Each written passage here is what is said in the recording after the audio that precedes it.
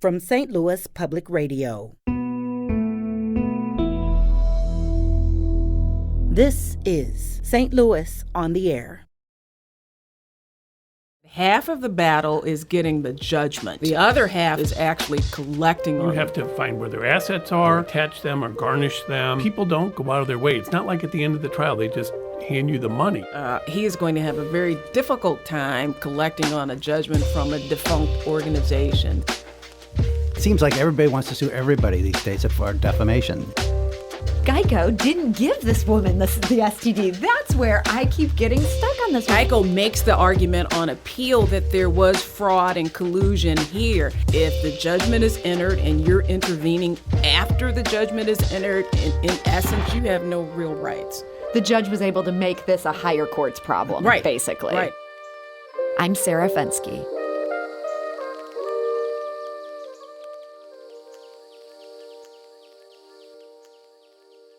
Have you heard about the Missouri woman that had sex in a car and now could see a big payday? She got a sexually transmitted infection. She sued and won $5.2 million from the auto insurer. A Missouri court has now upheld that decision.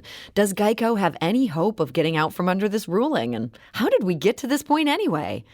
And how about a different Missouri woman who lied to a federal judge and claimed a chimpanzee at the center of a legal battle was dead?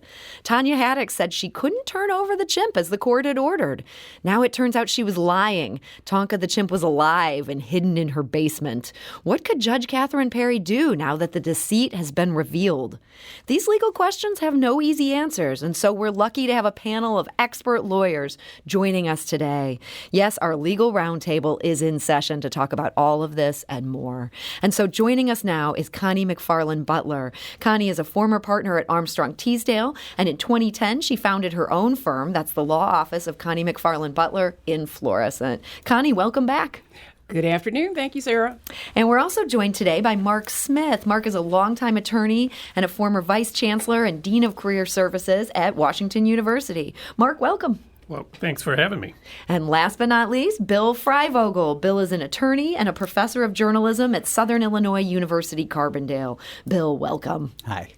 So I'm dying to talk about this bizarre verdict against Geico and maybe the even more bizarre story involving a celebrity chimp. But we'll get to those in just a bit. First, a graduate student at Southern Illinois University, Edwardsville, is suing the school. The university issued 3 no-contact orders against Maggie DeYoung, saying she could not have any contact or even indirect communication with 3 classmates who'd accused her of harassment and microaggressions. Now, Maggie DeYoung says she never harassed anyone, but simply expressed her Christian conservative beliefs. The no-contact orders have been lifted. The university has closed its investigation into Maggie's conduct, and last month she graduated from the program. But her lawsuit alleges the university violated her First and 14th Amendment rights. Bill Freivogel, what's at the heart of these allegations she's making? Well, that she was punished by a public university for her political and religious views, and I mean, certainly she was.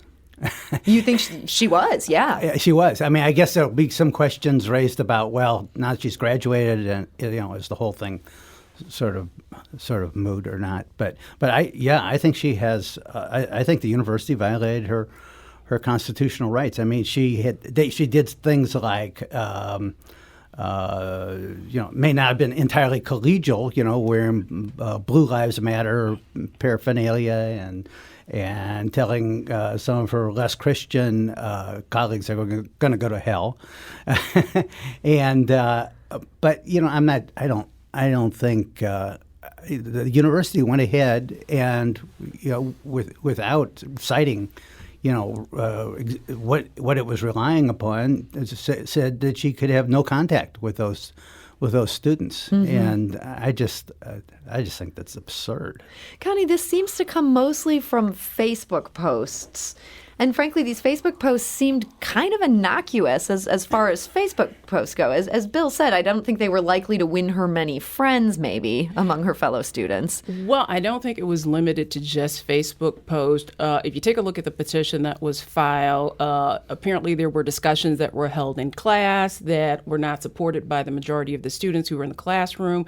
They also had in-class posting boards where messages could be posted among students within the classroom or who were in the classroom. And so it wasn't limited to just the Facebook post. And I took a look at the posts that she made, and they certainly aren't necessarily in line with my political views, and probably not the views of most young people on a college campus. But nonetheless, she still had to write to say what she said and to believe what she believed. I think that the campus or that the university just went a bit too far because apparently 3 students filed a complaint. And apparently these students were egged on by the director of the art therapy program at the university to make a complaint that they were being harmed by these posts and by these comments that this young lady was making on Facebook and in class and on these posting boards. And the university, according to the petition, without conducting any type of hearing whatsoever, sent out these 3 no contact orders to this young lady. And these no contact orders, in essence, were really restraining orders when all was said and done, because she was prohibited from having contact with them on or off campus. She was not to have any contact in person, through any third parties, by telephone, by letter, by mail, or any form of electronic media. And given that these students were in this, small art therapy graduate program, I'm not quite sure how this young lady was supposed to attend class or how she was supposed to, participate in any class discussions if she could not have any communication whatsoever with these individuals. And another point was that after they issued these 3 no contact orders, they transmitted it to the campus police and indicated to this young lady that if she violated this order in any way, that there would be subsequent, consequences for violating the order. So in every shape, form, and fashion, this was a restraining order without a hearing, without being provided information about the allegations that were being made against her, and without providing the documents showing what allegedly she did and what university rules she violated. So I think that her attorneys are on point when they say that this is a violation of her First Amendment rights, as well as her right to due process. So I would agree with both of what Connie and Bill said. They went too far, I think. It's hard, though, to see all the facts. You've got the plaintiff's petition, and it's a very argumentative petition. We're hearing her case. Yeah, right. Having said that, as of 30 years as a university administrator, on the one hand, and WashU is a private institution, so doesn't have some of the First Amendment issues that SIU has. But if you have students coming to you, and it sounds like this administrator may have promoted this, but if you have students coming saying, this person is saying things in class and outside of class that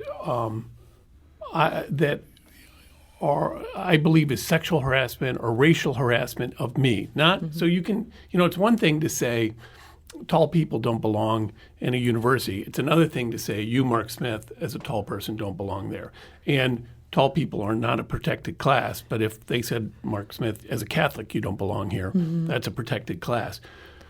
So the administrator has to move rather quickly to kind of make sure these people's, these complainers' academic experience is not somehow impinged or the college can't just say, grow up, this woman's not harming you. They have to take this seriously. They have to take it seriously. I think, though, what we can kind of glean from the facts, it doesn't seem like the things that were being said, you, Sarah Fensky, don't belong here, or they weren't directed at individuals. They were more just maybe unpopular political views and unpopular views, and you have a right to that. So. Yeah, and I'm curious about this role of the program director, which Connie alluded to here. You know, if it was just students taking out no contact orders, maybe with some due process, this all could have worked out fine. But the fact that the program director seemed to have been directly involved, sort of encouraging. But I remember doing things like that, where a student would come to me and say, a female student would say, this was when I was at the law school, this male student is harassing me. So I'd call the male student in and say, hey, the student feels you're harassing her. I don't want that. I don't think you want that. We don't want this to turn in.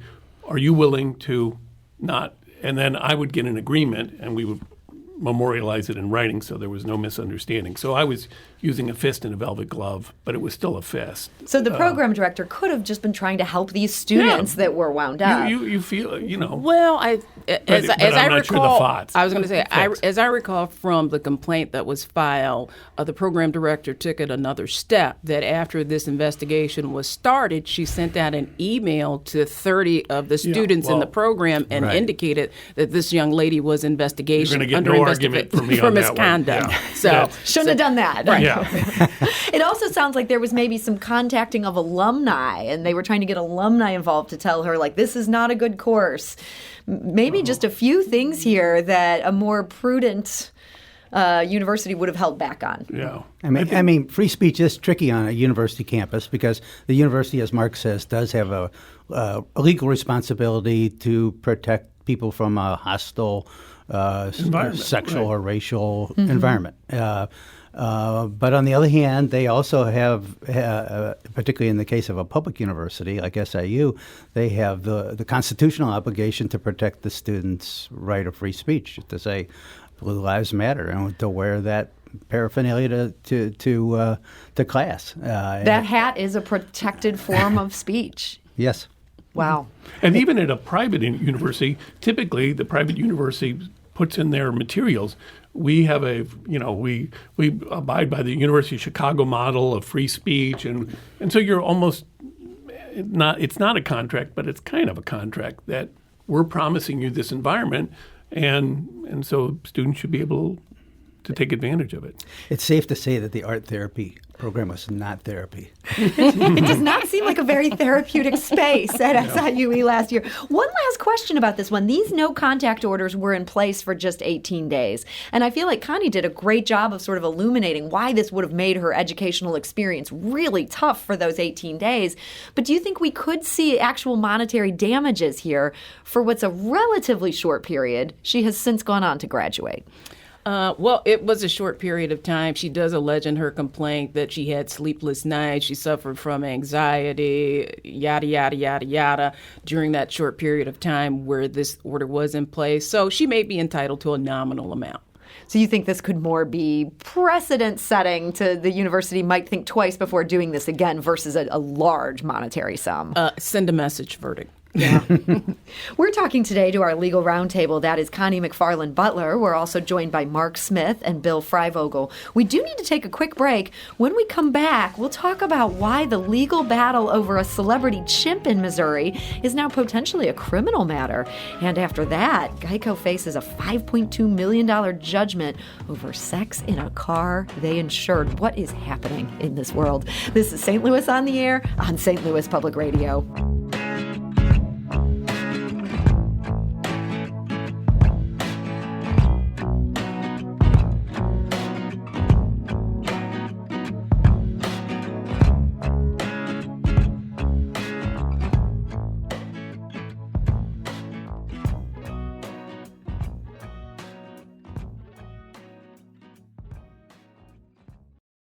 Support comes from Missouri Forest Products Association, committed to sustainable and sound conservation of the state's forests, which support more than 41,000 Missouri jobs, resulting in a $10 billion industry. ChooseWood.com.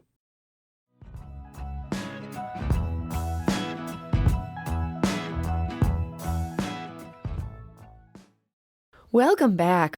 Now, I want to talk about a case that personally I have found a little bit fascinating now for quite some time.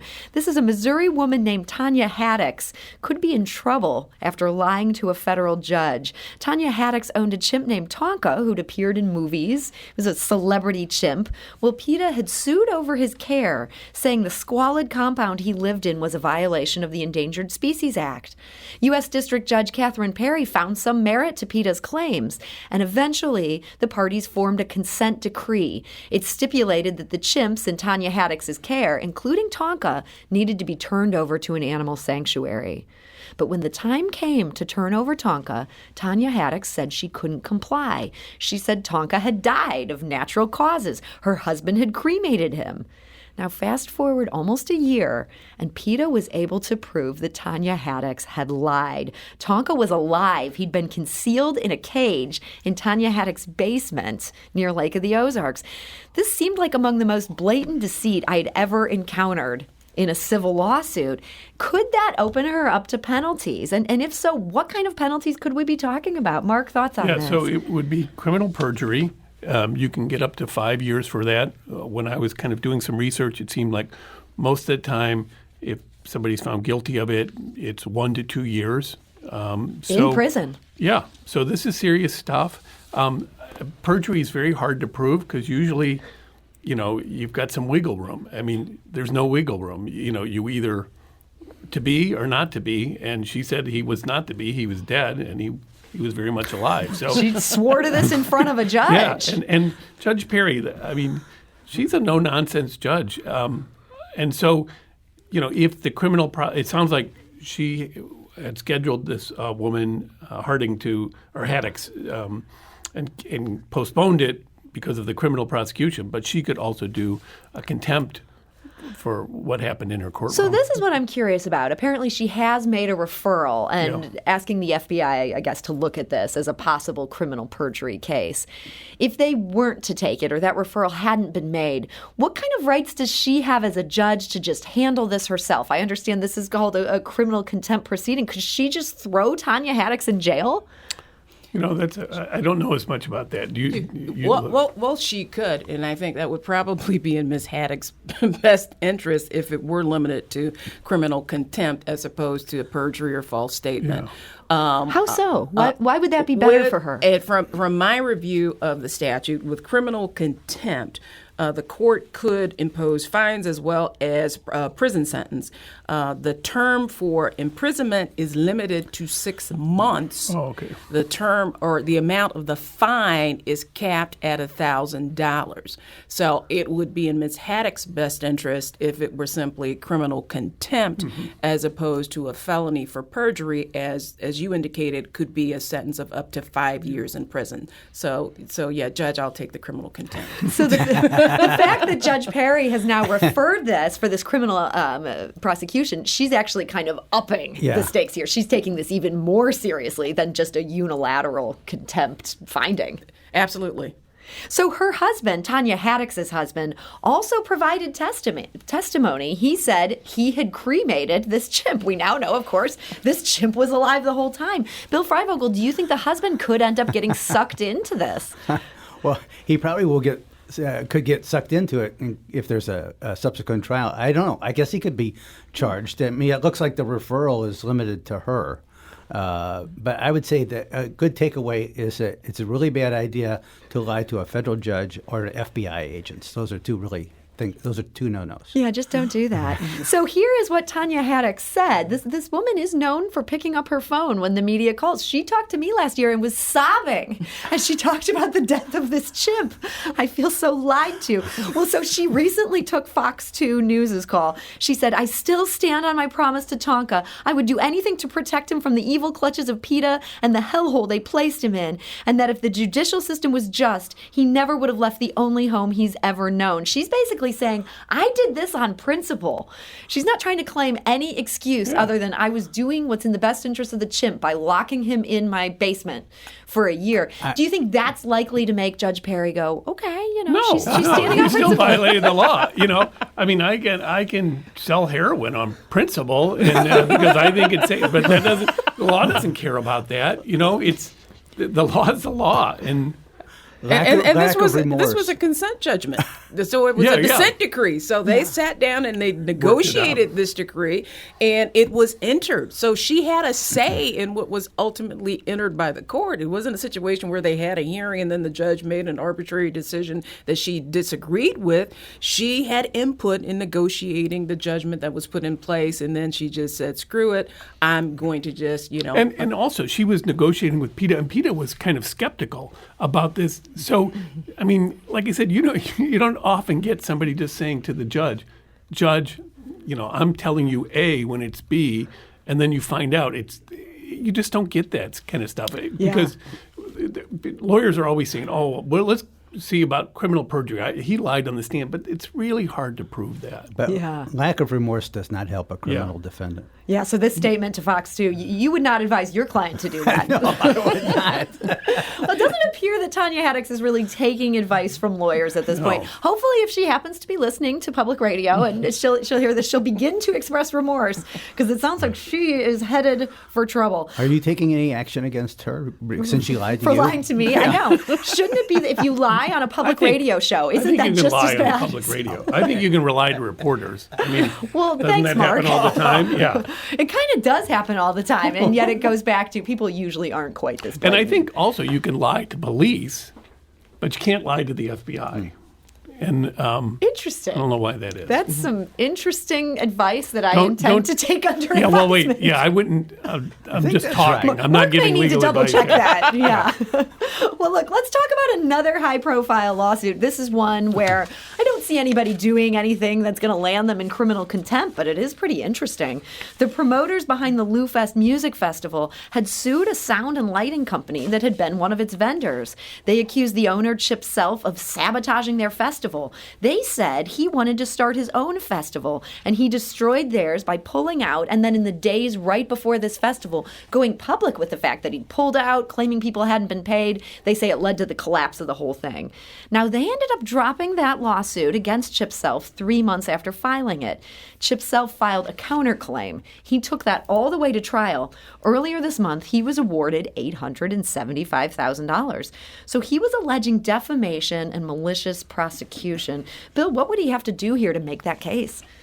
Well, he do what he did. That he was harmed, and that his reputation, he was defamed. Even though these allegations that they made against him, these were made in a lawsuit. And maybe I'm ignorant, but I thought you could sort of have some sort of protection for making a claim in a lawsuit. They were made in all sorts of forms. I mean, I guess in the lawsuit, in print. So I think the defamation was pretty widespread. And it seems like everybody wants to sue everybody these days for defamation. Think about Palin. Think about Heard and Johnny Depp.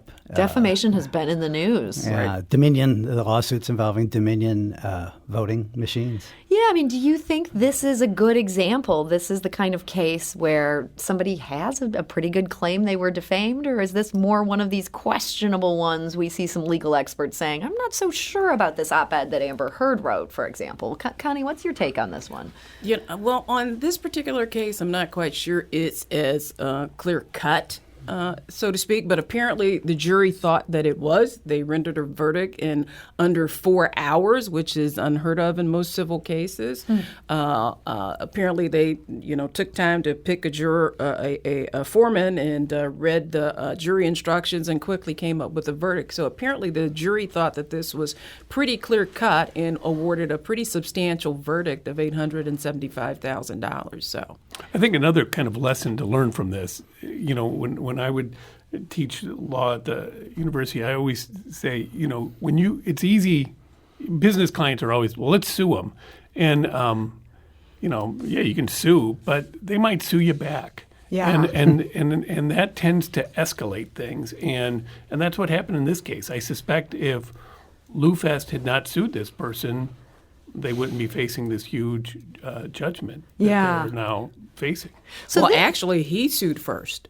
He sued for breach of contract first, then Lou Fest turned and sued him for defamation, and then he in turn sued them for defamation and for malicious prosecution. So they were definitely both suing each other. Yeah, they were definitely one-upping one another, but he got the last laugh. Yeah. He got the last laugh. The question is he going to get paid? So this music festival is defunct, right? We don't have, sadly, we no longer have Lou Fest to party at. What are the odds he's going to be able to collect on this? Well, I tell all of my clients that half of the battle is getting the judgment.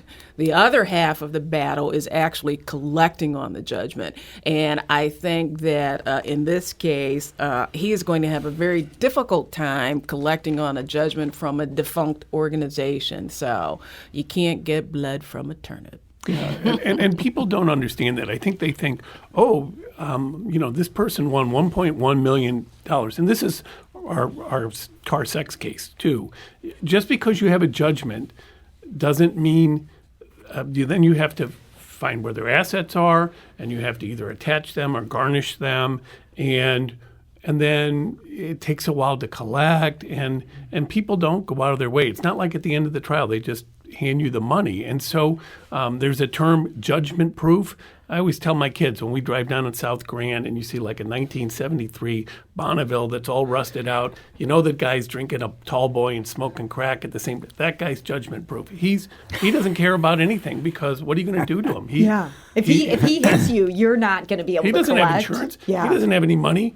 Go ahead. Yeah. And so the law doesn't, law's not really good against super rich people and super poor people. It's us in the middle that the law has some effect on. Interesting. Well, so Chip Self, though, I mean, he maybe comes out of this a little more whole than he was. Even if he can't collect, he's now getting the headlines that vindicate him. Yeah. Right. He was concerned about the bad publicity to his business. I imagine now if you Google him, what's coming up is that he won this verdict. Every now and then you have a client who simply wants to fight on principle, and they're not worried about the monetary judgment, and hopefully that's the case for him because the likelihood that he'll get a penny from this is probably slim to none. So I want to talk about another case here. A St. Louis County man has dealt a blow to efforts to force people to pay the city's earnings tax, even if they weren't actually working in the city. Like, say, during a pandemic, your employer may be based here. Well, you were working from home. You were on Zoom. This guy had his money withheld through July of 2020 as if he was working in the city. He said he only worked 16 days during the city. He filed for an earnings tax refund. The city denied it. He appealed in small claims court, and he won. Mark, do you think the city has a good chance of reversing this? They're going to have a trial de novo, which means they start over because this was small claims court. I mean, there have been lots of little cases like this going on. And, the city's position on the earnings tax is if you live in the city, you pay earnings tax. If you work in the city, you pay earnings tax, even if you live in the county. And their position, I mean, like when I was at the law firm, if you were traveling on the road and you didn't live in the city, you would get a refund for that. Yeah. But now people working from home, the city has taken the position, no, your employer is still in the city, so you still earn that earnings tax. I mean, I'm not an expert in this area, but that seems like a tough argument to make. The city's case here is weak. I think the city's case is going to be tough. And the bad thing is that that's a huge source of revenue for the city of St. Louis. Did they see $150 million? Yeah. 36% of the city's budget comes from earnings tax. Yeah, I mean, as a city resident, this somewhat strikes fear in my heart because I see more and more of my colleagues working from home every day and not technically having to pay that earnings tax unless they also live in the city. And yet, Judge Christopher McGraw had thrown out, there was a class action lawsuit filed over this, which would have been a huge blow to the city. That is no longer proceeding as a class action. Bill, is this going to be a matter of people just chipping away, tiny case by tiny case? Well, maybe so, but I think that McGraw action is more overall significant than this, this one case that now faces another trial de novo. So I think that the McGraw's decision that there wouldn't be a class action, I think that's pretty important. So we city residents here, we should not lose too much sleep yet. Not yet. Not yet. You guys can never give me too much hope. We are talking today to our Legal Roundtable. That is attorney Bill Freivogel. We're also joined by Mark Smith and Connie McFarland Butler. We need to take a quick break. Coming up next, we're going to dig into that huge judgment after a bizarre case involving sex in a car and the car insurer that is now apparently on the hook. This is St. Louis on the Air on St. Louis Public Radio.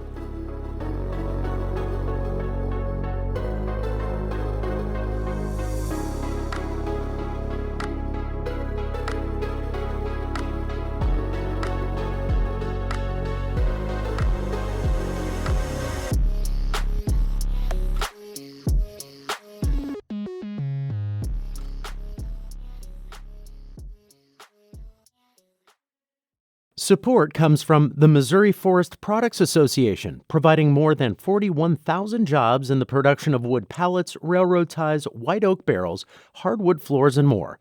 Details at choosewood.com.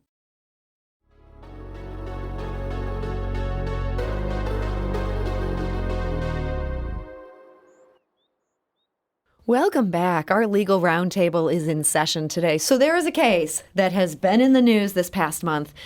And as the weeks went by, all I could think about is I cannot wait for the Legal Roundtable to explain this to me. Because a lot of times when there's legal matters in the news, I think, okay, I kind of get how this happened. And maybe the layman doesn't quite understand the intricacies of this, but it makes sense on a certain level.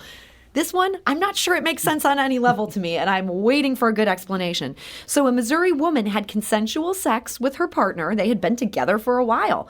Apparently, during this time period where they were together, they had unprotected sex in his 2014 Hyundai Genesis. Now, he had been previously diagnosed with human papillomavirus, HPV. He had not told her about it. They did not use protection. So she ended up suing him and Geico, the car insurer, for $1 million. She apparently won, and she won a judgment of $5.2 million against Geico. Connie, this is a complicated one. Let's ask Mark. Right. Well, first of all, I mean, the Kansas City Star said that she won a judgment against Geico, but when I read the Court of Appeals decision, I don't think that's the case. She won a judgment against The insured. The insured, the Individual. man, yeah, the boyfriend, right? Okay. And so what happened was, she asked Geico as the insurer, "Hey, I got this in the car, so you're covering him, and you owe me money." Geico says, "No, that's not within the terms of the coverage," and we were saying it's not covered. So then she sues the boyfriend, and they do something called a 065 action, which I had never heard of before. But basically, you agree to have a lawsuit to determine liability between these two people, and they decided to take it to arbitration. And arbitration is where, so say Connie and I have a lawsuit against each other. Rather than wait for the court, we say, Bill Freivogel, you're the arbitrator. You decide, and it might be pretty formal like a trial, but it might be pretty informal. But Bill's decision is binding because we've agreed to it. So they come up to a decision where he was liable for $5.2 million or something, the limits of the policy. And so under this statute that they did this, they have to then give Geico notice. So they give Geico notice, but this is after the arbitration. And after she's now filed a case in circuit court to kind of turn this arbitration award into a judgment, like we were talking about before, so you can enforce this judgment. So, and the courts seem very kind of anti-insurance company on this one. And maybe it's because they're, some would say, well, they're too plaintiff-oriented. Other people would say, no, the insurance company should have, you should fight this out for this guy, represent him. But regardless, through some weird timing issues, the insurance company got no right to basically fight the underlying liability.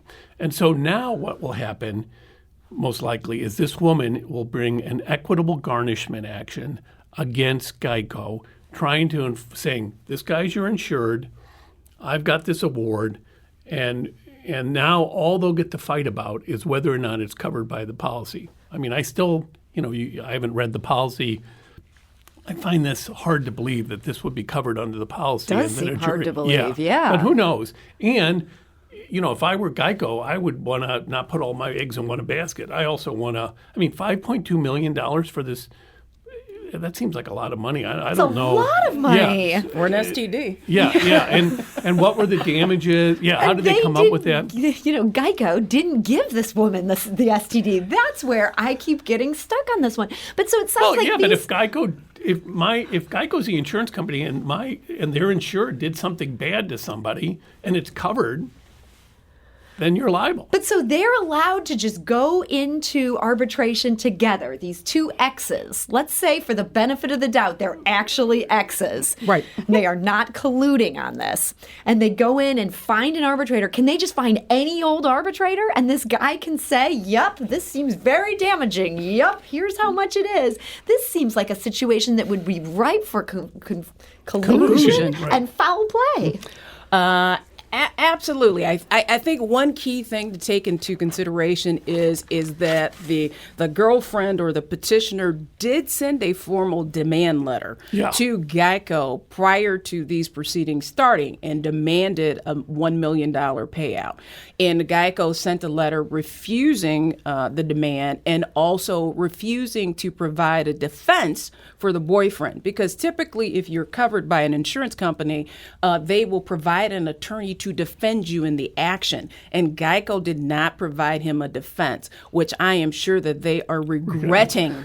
They could have done that with a reservation of rights, where they say, we'll defend you, but we're not saying we're covered. Right. But let's just be on the safe side. But no, they left him swinging in the wind, and I'm sure that there's some heads that are rolling over at Geico over the decision not to provide a defense to him. And so this gentleman and the girlfriend got together and picked the arbitrator, and according to the record, they did have a formal proceeding where they did opening statements and presented witnesses and closing arguments, and she asked for $9.9 million in the closing argument, and ultimately the arbitrator decided on the $5.2 million verdict. So I think with Geico makes the argument on appeal that there was fraud and collusion here, and I will tell you, reading over the transcript and so forth regarding this case, it does feel like that there's some level of collusion. And then you also have to take into account the timing in the circuit court, because the young lady provided notice to Geico that, hey, by the way, we've entered into this agreement, and your policy is what we've chosen. That's the only place we can collect from on this verdict. And then she files this petition with the court, and Geico goes, oh, we got to intervene. And so Geico files a motion to intervene, and the circuit court judge who's handling the case said, you know what, let me go ahead and enter the verdict first. Right. And then, Geico, I'll give you permission to intervene. If you think that wasn't strategic, then you are asleep at the wheel. So they were not a party to the case because the judge did not grant the motion to intervene until the judgment had been entered. So what rights do you have by Geico? Do you think the judge did something a little fishy there then? No. I'm not going to say that it's necessarily fishy, but I know that there are judges who like to make sure they get things cleared off their docket, and it's off my docket to stay. And if the judgment is entered and you're intervening after the judgment is entered, in essence, you have no real rights. The judge was able to make this a higher court's problem, basically. Right. And that might have been the judge's motivation. Mm-hmm. So the Missouri Court of Appeals has now ruled, they're saying yes, like Geico cannot intervene, basically. No, they're saying, you don't get a new trial. You don't get, you have to, he has this judgment against him. And so if he wants to come after you, Geico, you throw up your defense of whether or not you're covered, but you don't get to relitigate whether or not she got it from him in that car, whether she got it, in some other place, the nature of the damages. The other thing is, like I said, we're really in the weeds here on this case, and this statute has been amended a couple of times, and I suspect the insurance companies will come into Jeff City and will revise this even more to say, because the insurance companies want to be able to get involved from the beginning, intervene, and do discovery, and they want to have their day in court at this point and still be able to say you're not covered. And that seems fair. I mean, this is like, and I understand that this McDonald's hot coffee case has since been, it turns out to be so much more complicated than what we were told back in the 80s when that was the shocking legal story of the day. But this feels like one of these shocking legal stories. But here's the other side. I've been paying my premiums to this insurance company my whole life, and now when I need them, they say, I'm sorry, you're not covered. You're on your own. And so maybe they shouldn't be doing that. But what if this is not like you were in a car accident here, An accident occurred in the car. There are many ways to tell the truth, Sarah. And so. Bill Freivogel, what do you make of this morass? I'm glad they explained it all. I just don't think the thing passes the smell test. I mean, it just seems ridiculous that the insurance company should have to pay I'm no fan of insurance companies, but $5.2 million for what happened. Do you think there's any chance the Missouri Supreme Court could get involved with this, that they could pick this case up in light of just the shock that has greeted this ruling? I don't know. I don't know either. But I mean, Geico doesn't have to pay this necessarily. They still get their chance to say this is not covered by the insurance policy. Yeah. There is a declaratory action that's pending in federal court. So now tell us what that means, because at this point, I think all of us are like, wait, what even is this? Well, when this case first began and Geico denied that there was coverage, they filed for declaratory action in federal court. Basically, judge declared that this particular incident, this type of incident, is not covered because this is not the, quote, normal use of a vehicle. And so that action is pending and has been pending. And I think that Geico put all of their eggs in that basket right. and said poo-poo on this Missouri case. And then they got caught with their pants down. Could this federal action still influence what? Could this federal action still come in and save the day for Geico? I think there is a possibility that this federal action, if a federal court judge says that, this particular activity is not covered under an insurance policy, and I think that may negate this $5.2 million verdict. I mean, he's liable to her, but it doesn't mean it's covered by the insurance. So you still got to prove that. One other little, as long as we're wallowing in the weeds. I don't know if you guys noticed, because I had to look this up. The action was nuc pro tunc, which if I learned it in law school, I forgot it, which means now for then in Latin, because when they originally did the first opinion, they forgot to attach the findings of award. facts. Yeah, which is kind of a little ministerial mistake. So you do this nuc pro tunc thing to fix like this clerical right. error. It's basically an amended judgment. Your Latin pronunciation isn't too good. Yeah, well, we don't know because it's a dead language. So I might be right. This is true. Mark might be right. Here's my question of all the lawyers involved in this, and it sounds like Geico maybe shouldn't have put all their eggs in this basket. Are we seeing any exemplary lawyering here? Like, are we looking at this with amazement and we're impressed? Absolutely. Kudos to the plaintiff's attorney who handled this case and filed it. His strategy was masterful. I think he did an exceptional job of navigating the current statutes and utilizing the facts that he had with the law that exists. Do you think ultimately, if you had to predict, will his client, this Missouri woman, will she end up getting $1 million or more? I don't know if she'll get $1 million or more, but it may be in Geico's best interest to funnel some money her way to make this go away. To end up settling the case for $500,000 or something like that. But still, that's not bad. A big chunk of money. Right, it is. We're talking today to our Legal Roundtable, and yes, we were in the weeds there, but what interesting weeds. The lawyers on our roundtable today, that is Mark Smith, Connie McFarland Butler, and Bill Freivogel. I want to talk just about a couple of more political matters that have been in the news in the past month. Attorney General Eric Schmidt has officially lost his marquee case involving mask mandates. This was at the Columbia Public Schools. It seems like it's the end of the road for this one. Bill Freivogel, what happened? I don't think it's ever the end of the road for the Attorney General's fight to keep our children from being masked. But yes, it does seem as though that was the marquee case, the Columbia case, and they said it's no longer a live controversy. The kids aren't wearing masks. I think there is still a case alive involving University City.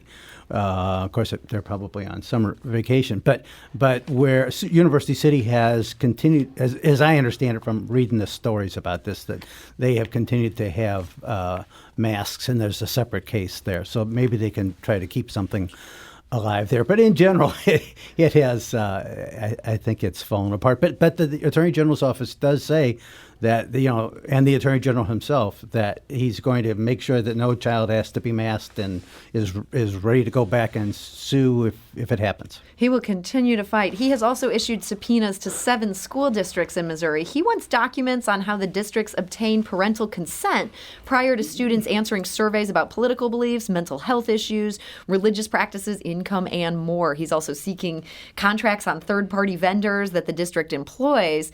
It's interesting. He has filed some prominent sunshine law requests in the past. This time he's going a subpoena route.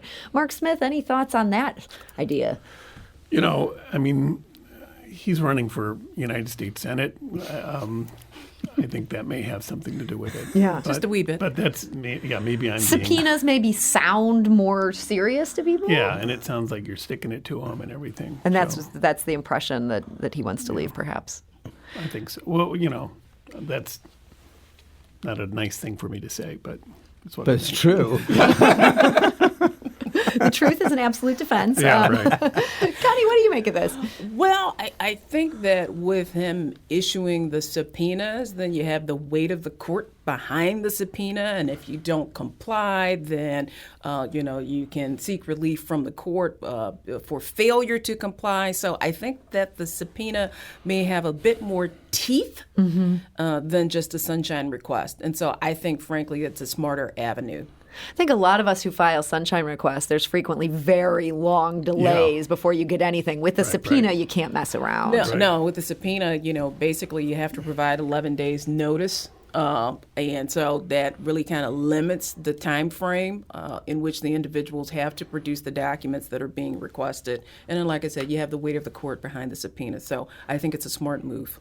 It seems that Schmidt wants to be superintendent in chief for the entire state of Missouri. He's very involved with our schools. He certainly is. That used to be something that people would run on in a much different way. Yeah, much different way. He's kind of running especially on this. Republicans. So when we talk about Republicans, a guy that is running against Eric Schmidt in this race for Senate, this is our former governor, Eric Greitens. He unleashed a firestorm very recently with his ad depicting a SWAT team hunting for rhinos. And by that, he means Republicans in name only. They use a battering ram and smoke grenades. They come into a house, guns blazing. Here's a quote from this ad. "Get a rhino hunting permit. There's no bagging limit, no tagging limit, and it doesn't expire until we save our country." Definitely a pretty violent ad that seems to be suggesting coming in and trying to shoot one's fellow party members. Facebook took it down. Interesting wrinkle here, Bill Freivogel. TV stations, had he spent the money to air it on TV, they wouldn't have had the right to do that. Yeah, that's right. Why is that? Well, the reason is the Communications Act of 1934. So it has a no censorship. I'm relying on my friend Mark Sabelman here to an excellent attorney. Read this out for me. No censorship, no liability rule, which means that stations can't censor or refuse to run an ad if Greitens' campaign were to pay for it, even if they're libelous or they're otherwise objectionable. And certainly this is highly objectionable. But then again, the stations also can't be sued for that. For running the ad. For running the ad. But, it's different with other media. The newspapers could refuse to run it, but if they run for what they run, they can be sued.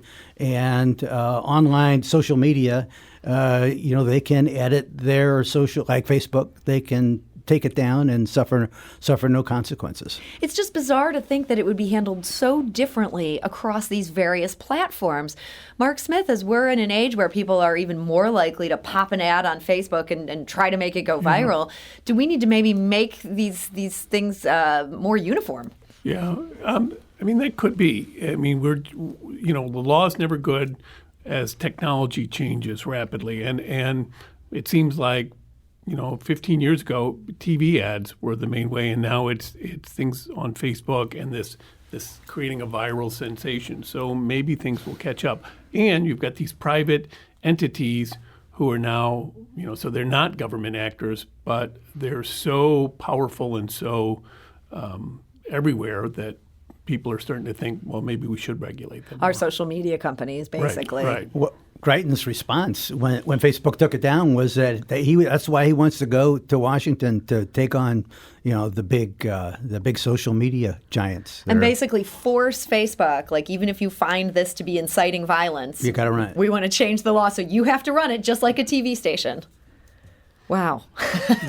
These are interesting times we live in. And as always, it's good to chew them over with our Legal Roundtable. Understand the law behind the strangeness that surrounds us in Missouri, whether we're talking about chimps in basements or sex in cars or rhino hunting in vacant houses on now viral Facebook ads. Bill Freivogel, I want to thank you so much for joining us today. Thank you. And Bill is an attorney and professor of journalism at Southern Illinois University, Carbondale. Mark Smith, thank you for joining us. And thanks. And I know you're moving on to other things, but it's been great. Even though you're not a lawyer, you get these things really well. I love that. You ask good questions, and it's been great working with you. Well, thank you, Mark. I feel the same way about all three of you. I have very bittersweet feelings about these final couple shows I'm doing here. So Mark is a former vice chancellor, dean of career services at Washington University. Connie McFarland Butler of the law office of Connie McFarland Butler. Thank you for joining us. Thank you, Sarah.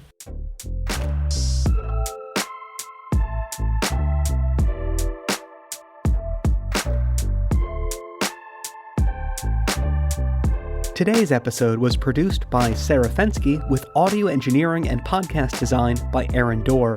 Our production intern is Avery Rogers. Our executive producer is Alex Hoyer. Our podcast proudly supports St. Louis artists by using music from Life Creative Group. St. Louis on the Air is a production of St. Louis Public Radio. Understanding starts here. Do you find yourself regularly listening to episodes of St. Louis on the Air? Suggest us to a friend you think might enjoy our conversations. And leave us a review and rating on Apple Podcasts on the App Store. It's the simplest way to help people discover our show. Thanks. St. Louis Public Radio is a member-supported service of the University of Missouri, St. Louis.